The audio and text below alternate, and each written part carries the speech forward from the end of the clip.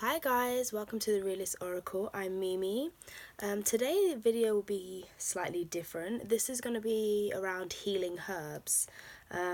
Over some time I've developed an interest in herbalism and just kind of had an interest in the properties of herbs and their uses, as well as, kind of like their spiritual applications as well. So I must state a disclaimer firstly that I don't have any kind of medical experience. Everything that I've learned really is through learning and experience, and through using them myself, and through other people's experiences as well. So I must state that, and I also feel that you should definitely do your own research on any herbs of interest. Find out the safety of using them, especially like if you're pregnant or you have any kind of illness, you're on any kind of medication, and also check that the herbs are actually safe, especially if you're trying to make a tea or you want to ingest it. Also, another one is if you have not used any herbs that you plan on using, be wary that you can have allergies to it. Like, herbs are fabulous, but you can have bad reactions. I've had personal experience with the clarisage, using the oil and realizing that I was allergic to it for the first time. And it took me a while to really realize that it was that, but I did have an inkling because that was the only thing that I'd used that I hadn't tried before. So be mindful of that as well. Definitely do your research and just ensure that it's safe to use the way that you intend to. So today I will be discussing 3 herbs just because I didn't want the videos to be too long. The first herb here we have is Calendula. So it's also known as Marigold or Calendula Officinalis, which just means that it is medically classified, that it has properties, and you can also find clinical research online as well. I will attach some information and also the names of these herbs and flowers in the box below. The next herb flower we've got is Yarrow. I will do close-ups of them again as I talk about them individually. And the third herb we have is Hyssop. Now, Hyssop is part of the mint family, so you can imagine it does have quite a nice cooling aroma to it. So, Calendula Officinalis, aka Marigold. Now, this is a really nice herb. If it's a flower, but if you could smell it, it's got a really nice yellow golden color. Now, for any of you guys that are interested, some herbs can be assigned to astrological correspondence. So with the Calendula, that would be Leo, the sign of Leo, which is a fire sign, and they are also a fixed sign. And Leo is also ruled by the sun, so very exuberant, very out there. And Calendula, I'll just keep holding it up so you guys can really see it in the camera. Calendula can bring like vitality, health, high energy, expansion, inner confidence, success in earthly matters, such as like money, confidence, business, luck. If you're going to job interviews, or you just kind of like want to raise your energy, your positivity, then Calendula is a nice flower to use. You can use this by for example, if you guys are females, you can add it to a yoni steam. Maybe in future I will do a video in particular about yoni steams. So you can use it in yoni steams. Also, if you guys do facial steams, you can also put this in that. Calendula isn't inflammatory, so it is known to be good for skin conditions. Again, I make no medical claims. Do your own research. Again, just like I have, this is where I'm getting my information from, as well as using it myself in yoni steams, and also facial steams as well as spiritual, aka herbal / cleansing baths.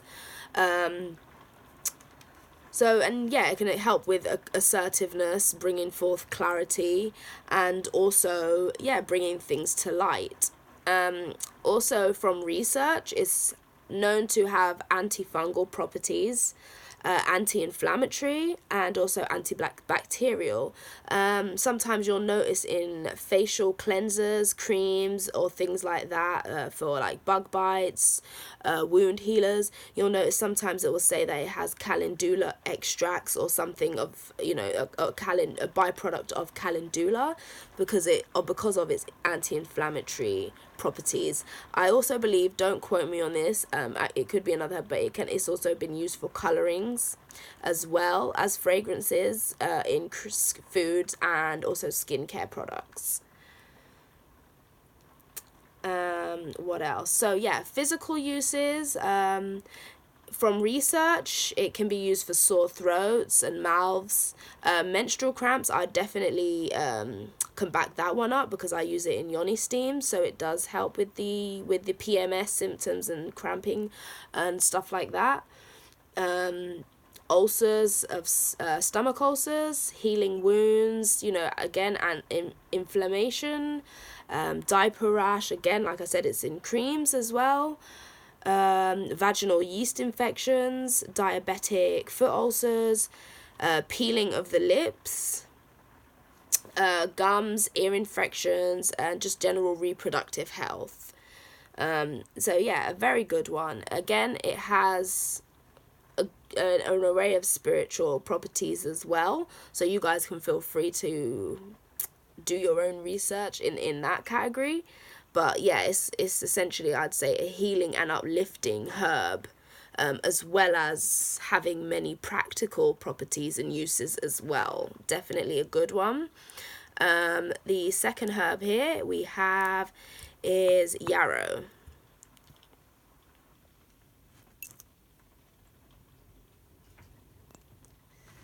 So yarrow, for those of you that are interested, can be assigned to the astrological signs of Libra or Taurus, and they are ruled by the planet Venus. So, you know, feminine energy, creative energy, that divine spark of life, compassion. If we were to equate it in tarot, it would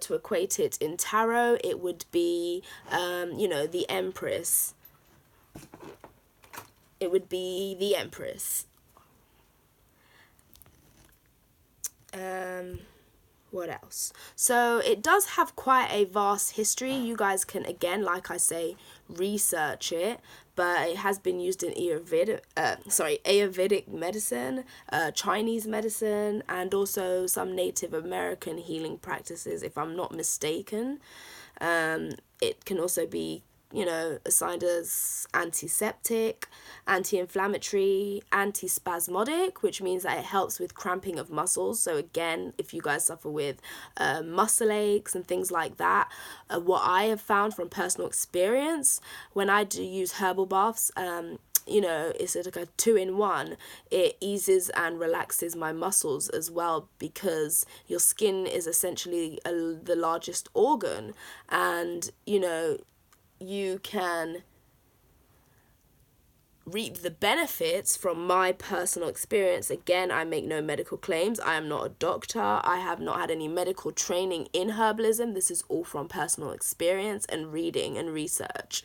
But yeah, so it's a good way for your body to be able to, yeah, reap the benefits of the essential oils and the properties of the herbs. And again, in future, I will possibly do a video on spiritual, but like how to prepare these herbal baths, so that you can make use of that as well. But again, it's easy to find. The information is easy to find out there. So yeah, antispasmodic, diaphoretic, which means that it can also induce sweats. That's why some people may have found it useful, or it may have been used for like fevers in the past, things like that. Antihistamine, which is again things for like allergies, and a stimulant, and potentially antiviral. Again, I make no medical claims. Do your research. And so physical uses, it can be used for cramps, fevers, digestive problems, skin irritation, and I think it contains silica, so it can also repair tissues. And it's also a diuretic, which encourages the healthy flow of urine, which will remove the toxins, will help remove the toxins from your body. This also has kind of heavy spiritual benefits or uses in terms of divination and kind of helping with spiritual abilities. So you guys that are kind of like intuitive, or any kind of, you're just interested in that realm, or you're sensitive, then these kinds of things are helpful potentially for you. Also for energy clearing and focusing the mind. So Yarrow is a good one to have a look at. There are multiple sources, including medical and spiritual sources of information. So it's good to get the practical and the spiritual sides. And also, when you do your own information, you find things that, may not have been covered or wouldn't be covered otherwise. So the third herb we have is hyssop.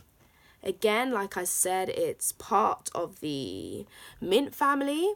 And I believe this has also been mentioned in the Bible. I wouldn't know off the top of my head where exactly. It can be assigned to, what's it? I think the planet of Jupiter and potentially the moon as well. It depends who you are. It depends really your source of information, but how you feel as well. With it being mint, I feel it kind of. Being part of the mint family, mint is kind of stimulating for the mind, I find. So it could kind of be an air plus fire, plus a fire element to it. But yeah, so Jupiter, the moon, whatever. So it's anti-inflammatory. It can be a stimulant. Helps with sore throats, colds. For spiritual uses, this is very popular for purification, cleansing / spiritual baths, protections, blessings. So using this to bless things, you can kind of put it in water and then strain it off into a spray bottle and use it as a kind of energy clearing spray, or something like that. So cleansing and protection, and spiritual or energy cleansing work. So it's definitely a popular purification herb, and to help bring in more positivity, I guess.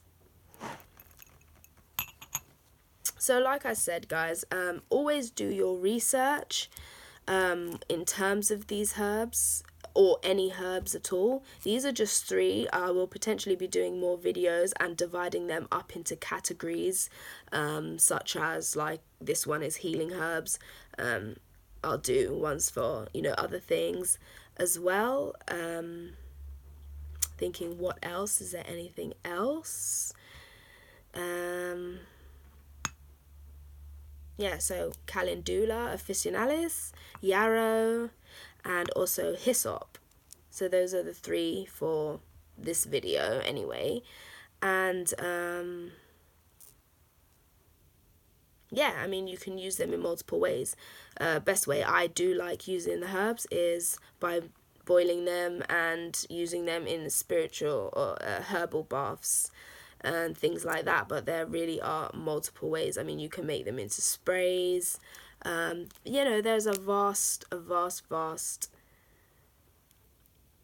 ways of being able to incorporate this into your routine if it's busy, if you've got a busy lifestyle, or if you do have the time. So yeah, I hope that this was helpful for anyone that's interested in herbs, herbalism, and that side of things.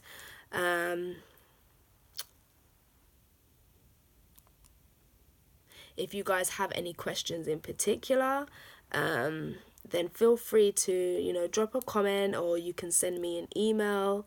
If any of you guys are interested in knowing more about herbs in particular, then you can reach out to me. There are sources and kind of like places I do document my uses of herbs and preparations and things like that. Well, not really preparations, but just the uses of them. So yeah, I'm more than welcome to give you guys any instructions or help or whatever. But again, like I said, no accreditation, no certificates, no courses. Again, this is all from learning and experience and personal use. So yeah, I hope you guys like this video, and if you have any questions, feel free to reach out to me. Take care, guys, and until the next video, I'll see you soon. Bye!